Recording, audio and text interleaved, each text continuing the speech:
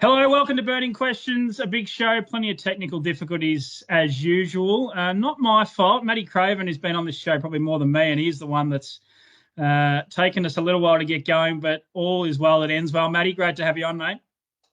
Thanks, Tim. I'll blame it for you sending me the wrong technical advice.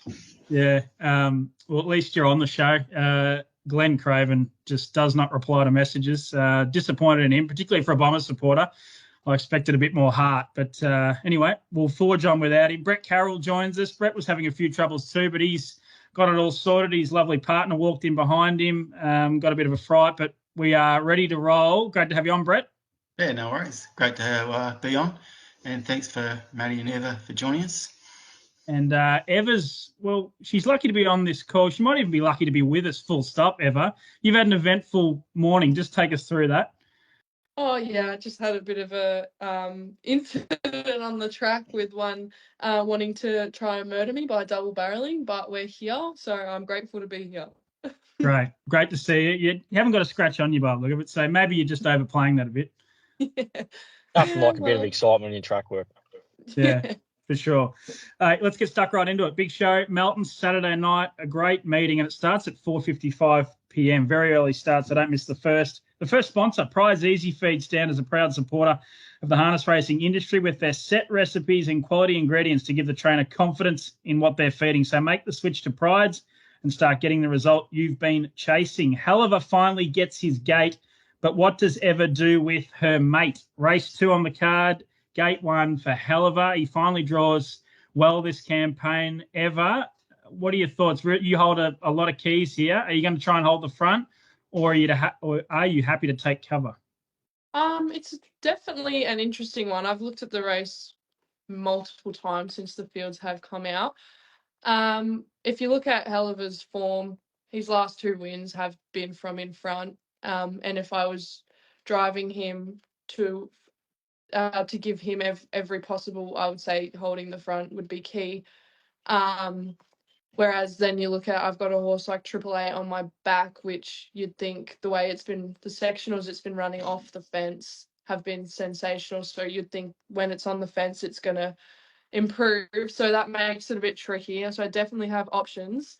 But I also was looking at the form of Triple A, and every time he's drawn the second row, barrier 8, Greg or whoever's driving him can sometimes struggle to hold the back. So if there is a bit of speed on, he may potentially not be able to hold my back, which will also make it interesting. But I think plan A is to hold the front.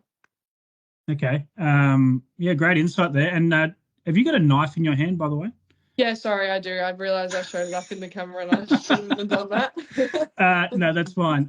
Great insight there. I'll hold you till last, Mattie. Brett, I reckon you'd be nodding with agreement on some of those comments from Eva, because I reckon we've had a similar discussion about Triple Eights maybe lagging up, maybe not even being able to hold the back of Helliver. Yeah, absolutely spot on. I can't see any reason why Eva wouldn't be holding the lead. The horse has led 8 times since it's been in the Justice camp, and it's won 5 and finished a close second on the other 3 occasions. The last 2 of those are in really strong country cups. I know Triple Eight can finish hard, but he's had a few hard runs. Last week, 150 out wide. He might be tired. I think Helliver's really on top of his game, so I think it'd actually be pretty close. And I think there's probably maybe 20% chance Matt could drop in behind, and I'm sure Matt will be thinking that'd be a pretty good spot for him. It'd be a big chance if he could do that. So I'll leave that to Matt to let us know what he thinks. What do you reckon, Mattie? Well, that would be ideal. And you go back to last week's race, like Helliver began, terrifically well, and I think, his sectionals always suggest that he should hold the lead pretty comfortable here. It's just whether Eva wants to do that or not. And Triple Eight sitting on his back.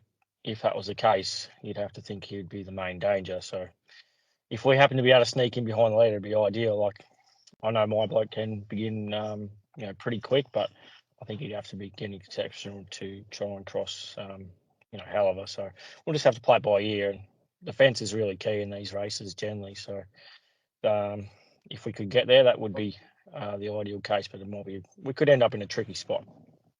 Yeah. Obviously, a $10,000 first four jackpot on this race too. For those tuning in that want to have a bet, it paid outstanding last week. They make a huge difference, don't they, Brett? Maybe just a quick word on the race holistically. Are we being, not mentioning some of these really good horses off the back? District Attorney, Tango Tara, Captain Hammerhead. Are we being a bit disparaging there, or is it just going to be too hard for them? We're not being disparaging. Yeah, well, you think about what happened last week. They were at 150.7 or something in that first race, and as good as those horses were, Triple Eight, etc., at the back, it was just physically impossible. And it could be similar here. As much as I have respect for District Attorney and Captain Hammerhead, he's right at the top of his game.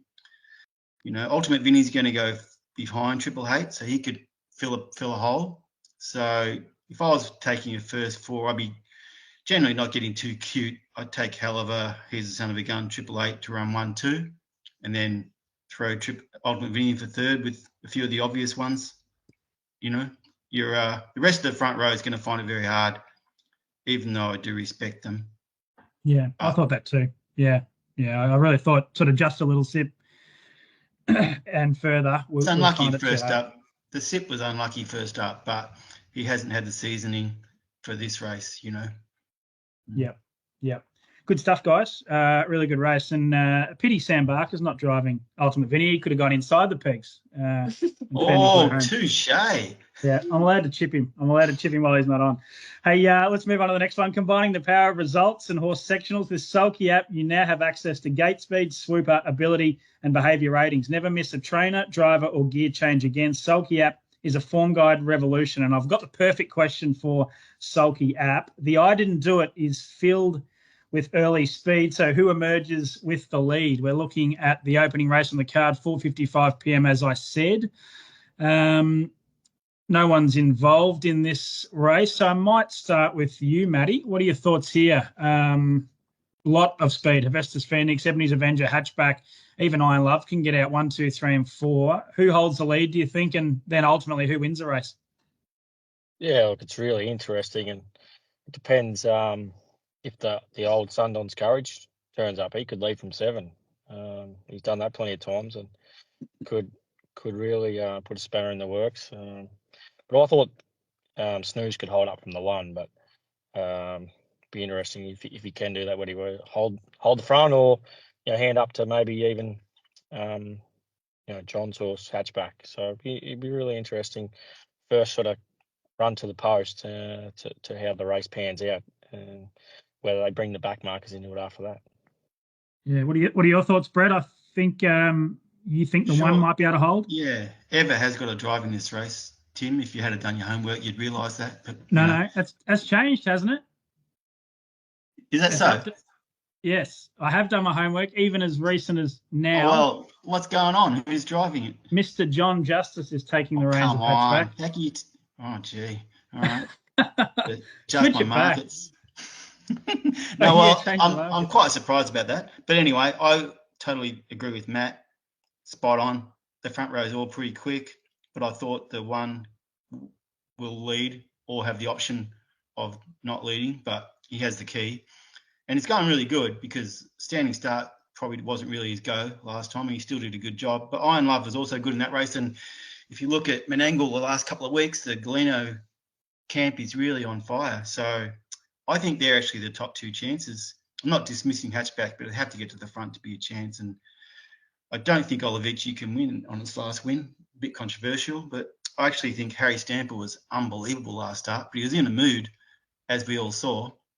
But he ran like once he actually got trotting, it was amazing. So he's definitely, I think he's the chance of the back row myself. Yeah, he's 750s. He might be the best. He might be a great each way play, Brett. Yeah, another one with the trainer staying on. I would have rather James Herbertson on, to be perfectly honest. Yeah. You're throwing around a lot of arrows here for Amanda Scriven. Well, not many arrows, no. But you just got to look at the Drivers' Premiership and, like who's driven more winners frequently, and they're not driving these horses. So that's all I'm saying. Yeah. No, good insight, Eva. You drove Hatchback last week. Just couldn't find the front. You sort of had a couple of goes. I'll tell you what, I thought he went really well. If he gets the front, on either of those occasions. He's right there in the finish. He only tied in the last sort of 50, 100 metres. What are your thoughts? Is he any chance of getting over to the front, and will John try? Yeah, that's right. Last week he was super. He's not a death seat horse. I just, Ebony's Avengers historical form has always shown to hand up, so it was a bit surprising that. But I think John will definitely be going forward, and the reason I was talking to him when the fields come out, Hatchback can pull quite hard up to the mobile, so we decided that John, he can actually hold him off the mobile and give him a flyer. So I reckon, and he got pretty close to crossing. And I'm not sure how, I don't know if John will want to take no for an answer this week. So it could bring the back markers into it. But I think if he, like Hatchback, he's flying, he's just crying out to lead a race because that's his go. And once he's in front, he's pretty hard to get past. It's just a shame that he hasn't been able to this prep. But I think Harry Stamper in that, he was, besides galloping, he was huge last week. So if the lead time is quite solid, it definitely will bring the back markers into it. That's great insight, Eva. Thanks for explaining it. No, it makes sense when you explain it that way. I'm sorry for sounding disparaging to your father. I didn't mean it that way. But oh no, I didn't take it that way. No. Yeah, no, that's really good insight. It's really, really interesting. Makes the race even more fascinating. Yeah, it does. Great race. When the opening markets came out on Tuesday, there was one horse I thought was overs. He's from 31 into 21 now. I think he's going really well. I don't know where he lands, but I'm going to have something on him, and that's number 6, Chinese Whisper. He was involved in that race, wasn't he, ever? And he worked forward, couldn't get the front, went back to last, and then he finished as, across the line with them all. So, he's going well. So he's one. If someone wants an each way play on one of the roughies, I think Chinese Whisper is going well. Let's move on to Logical Staffing Solutions, another great sponsor of the show. They provide labour, hire and recruitment services to the transport, warehousing, automotive and manufacturing industries. The logical solution for your staffing needs. We wanted Glenn on here, Mattie, but we're going to have to decide it for him. Jillaby Jack has the ace draw, so does Glenn put his foot to the floor? Race 3 on the card, horse number 1, Jillaby Jack Sparrow. Might go straight to you, Brett. What do you think here? He's got good gate speed, but I think you might be thinking another one could lead this. He's got, obviously he's a flying machine, Jillaby Jack Sparrow, but Ricciero Slammer's, just to my eye, one of the quickest horses off the gate I've seen, as in his first 50. He's got the, as Craig Rail would call it, the old shot out of a cannon sort of thing. And it's just, you don't see too many horses like that. And he can come out so quick and then he can relax so quick, which is pretty unusual. And he's the last 12 times he's drawn the front row, he's led. That's a pretty good stat. So if he doesn't cross, I'm pretty sure he can jump in behind because Non-Peril's a bit like 888 with his speed, He's not quite sure whether he'll keep up. So there's a massive chance that Akiro Slammer can jump in behind or cross. So that'd be my top 2 in the race. Yeah. Mattie, what are your thoughts here? There's a lot of sort of form lines. They all mix. They've been racing against each other from time to time, and tricky race from my point of view. I think Jillaby Jack Sparrow led a race from gate 5 against a few of these 4 or 5 runs ago and won. Can you do it again? I would imagine that would be their plan of attack. You see a lot of the time, he's led in his races, and I think a couple of those 1,200 metre races, he was pretty fast out. And I would imagine, although Recaro Slammers, is pretty quick, you'll have to be very quick. And I would imagine Glenn will be wanting to hold the front. It's generally how they drive him, and I imagine this will be no different. And like Brett says, whether it opens up in behind him, that'll be the key to the race, because if Non-Pirelli can hold up, he's going to be a big danger. He's sort of crying out for a run like that. Yeah. Get back to you quickly, Brett. I know Darren, your brother's tipping Non-Pirelli. Who are you tipping on top? Well, there's a lot of depth in the race because the conditions of this race, the horses that didn't get run in the hell of a race, they were able to run in this race. So that's why you've got Carstone Shadow and Sahara Tiger, who are proper 3-4 horses dropping into this race. And Carstone Shadow is actually going really good. So I wouldn't be shocked if it actually ran a nice race. So if I had to force a tip, I would say Ricciero Slammer, just because of the options and the price, basically. Yeah. Yeah, I'm looking at Sulky app here, Eva. It's not everything, but it paints a good picture. And there's a fair disparity here, like 28.3 for Jillaby Jack Sparrow, has a length and a half on Rakiro Slammer drawn inside. So based off that, you would say Jillaby Jack Sparrow leads. What are your thoughts here? Who leads and who do you think can win the race? Yeah, I definitely think, especially being over the 17:20, they'll be their plan of attack with Jillaby Jack Sparrow, I assume, would be to lead because he's always known to be better over the short distance. And I think I remember once racing him over one of those 1,200 meter races, and he just absolutely flies. So I can't really see anything crossing him. And from there, I think his last win over the 17:20, he went 154 in front. So I think anything would have to be pretty good to get past him. And I would say the likes would probably come from the fence if he's going to run those times. Yeah, really tricky race. I really liked Jillaby Jack Sparrow early days, but the price has probably been found out. Is he about a 350 chance, Brett, do you think, opening markets, something like that? Oh, he had to be sub $3, just because he's most likely to lead over a sprint trip. And I know there's class in the race, but it's such a big advantage over 17:20. Yeah, good race. Not one I'm desperate to get involved in. Let's move on to our fourth and final question. The Beach Fantasy is doing it well from the front, but this time, is he worth the punt? Race 7 on the card. The Beach Fantasy draws barrier 2. Eva, we'll start with you. What are your thoughts here? You're driving La Belle Bijou outside front row. She just can't get a gate, but she's going really well. And I won't forget my encounter with her on Saturday night. She's a handful in the parade ring. She's very bouncy and up on her toes, isn't she? Yeah, she is. She does that every time, and I think the time she was the worst was when she won. So I'm hoping she's like that again on Saturday night. But yeah, the Beach Fantasy, he's going really good. You can't knock any of his form, but I guess he has stepped up into this grade pretty quickly. And the mare La Belle Bijou, she's kind of a seasoned sort of mare, so I think he will be hard to beat in front if he runs similar sectionals than he did last week. But the way Kari and Paul's mare is going, you can't knock her either. Yeah. So what are your confidence levels? Do you think you can win? I do definitely think she can win. It's just she'll have to do it hard again, which will make it a bit difficult. And I think Beach Fantasy ran 154 in front, so she's going to need to do that if he repeats the same thing. She's going to have to do that from the chair. But I do think I definitely think she can win it.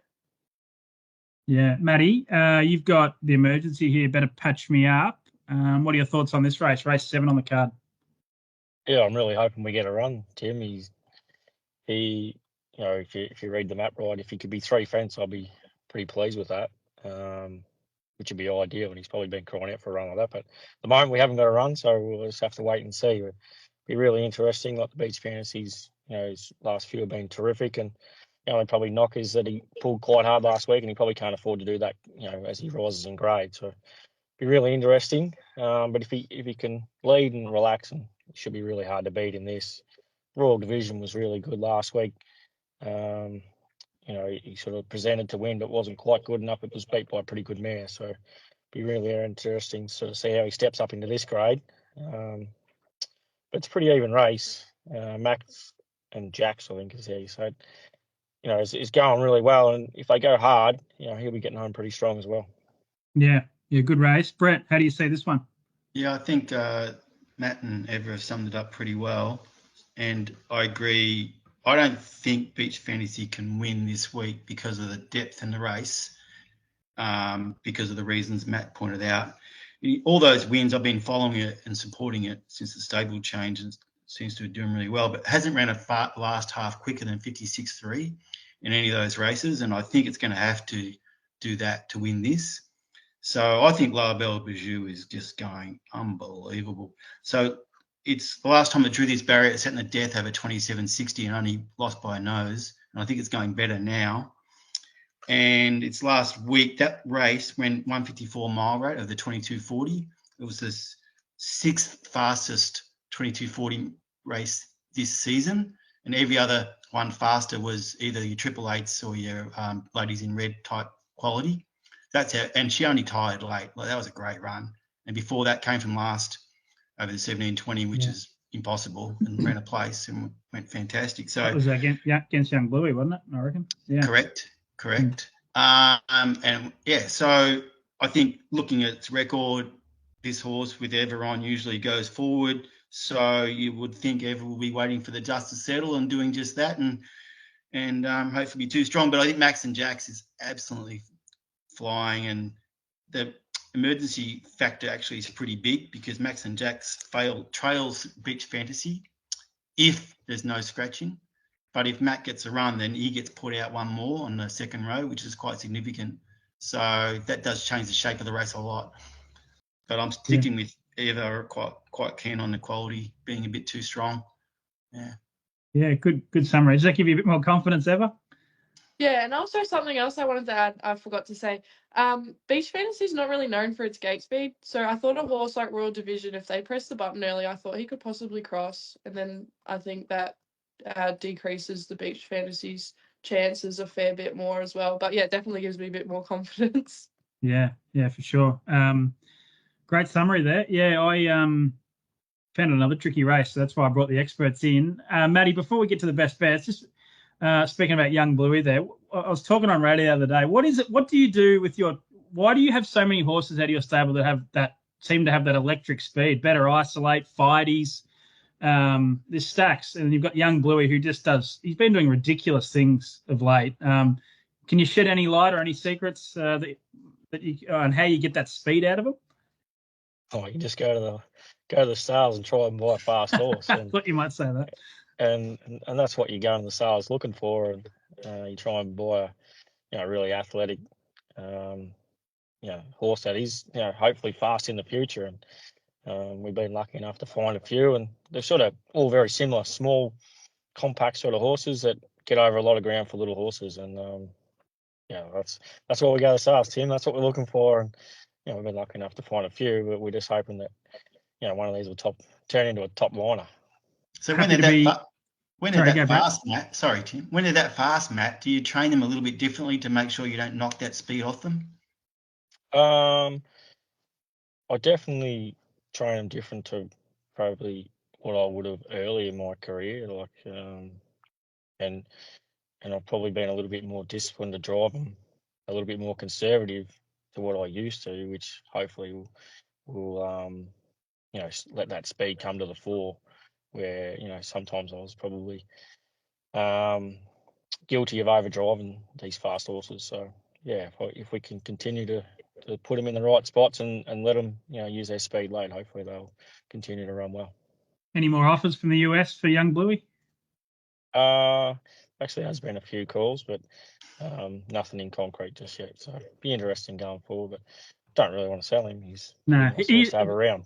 Yeah, he's a fun horse to watch, mate. So you just wait. You just never know. If you back something else in the race, you're just terrified. Look out! Yeah, here he comes. Well, those fast horses are very captivating, aren't they? Totally. And it can be sort of sometimes when the races run slower, it can be to their advantage because they are so fast. Sometimes in fast run races, it just takes the brilliance off them. But in a slowly run race, they can look more brilliant, which sometimes is not what people think. Yeah, he's fun to talk. I even went back and watched a replay from Ballarat when he came from nowhere. Like, he just keeps doing it. This campaign, he's just done it time after time. Looking forward to. He's at Terang, isn't he, Mattie? Is he stepping out there next? Yeah, it's probably. We think the 1700s probably more his go, but it's the Tontine, and it's always been a sort of time-honoured race. So we've kept him for that on Tuesday night at Terang. I'm pretty sure someone in Terang will be winning that race. It's pretty. Yeah. You're the crew down the road have got a good hand in it too. Yeah, it's gonna be a good race. Yeah, it's always a really strong race and something that everyone that's got a nice horse in that grade sort of aims for. It's just a pity that the prize money's not what it should be. Yeah. Best bets, guys. Sharp's Bakery best bets, courtesy of the Great Bakery in Birchip. Mattie, we'll go straight back to you. What are you landing on Saturday night at Melton? Sort of found it quite hard to find anything that really stood out. But I just thought Horticam, one of ours, go on there. He's sort of been knocking on the door, and hopefully he's just a really nice each way chance on Saturday night. Okay. Stewie Gillespie, he's going to be loving this show. 5 minutes on Young Bluey. Now you're tipping Horticam. Brett, what are you doing with your best bet thanks to Sharp's Bakery? Yeah, I agree with Matt. It's actually a really tough meeting. Every time you find one you like, you think, you feel on a few riders and a few clauses that might prevent you from winning. But I'm going to stick with La Belle Bijou because I don't think I've seen this horse race better.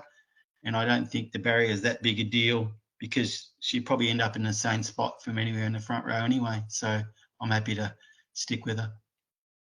Okay. Eva, has Brett stolen your thunder there? La Belle Bijou, or are you going with something else on Saturday night? No, I was going to make her my best bet, but I then decided not to because I have found that I put a curse on myself when I do that. So I thought race 8, number 10, King Xena, was a really good hope in that race. I just was having a quick look, and I think she's 10 point or 11 points better than any horse in that race. So I thought she's been racing really well in the country cups and over the longer distance. So I thought she was a good chance in that race. Head to head with Mattie. Head to head with Horticam. Yeah, that's what we like. That's what we like. Good stuff. So race 8, number 10, Kiang Zena, Paddy Lee, Lockie Cook. I'm going with one in the last race. And as you said, Brett, every time you find one is another horse that you think, if that gets the right run, I could get knocked off here. And I'm worried, scared stiff about number 6. Is this just fantasy? But I reckon this shapes up nicely for Quaddy VC. So he draws the good gate, second up in Australia for Andy Gath. He was a little bit disappointing on face value last week, but if you go back and watch, he did run it a bit hard, and he's got a lot of gate speed. Drops back from, I think, the 2,200 down to the 1,720. So, yeah, I think he's going to go very close, and we might get better than $2. So race 9, number 1, Quaddy VC for me, who's not involved in the Quaddy, which is a little sad. That has been a great show, guys. Really appreciate you jumping on. Thanks to Ewa Justice, Brett Carroll, and Mattie Craven. We'll be back next Friday with another edition of Burning Questions. Make sure you tune in for all the coverage at trotsvision.com.au on Saturday night. The first race of 9 to go at 4:55 p.m.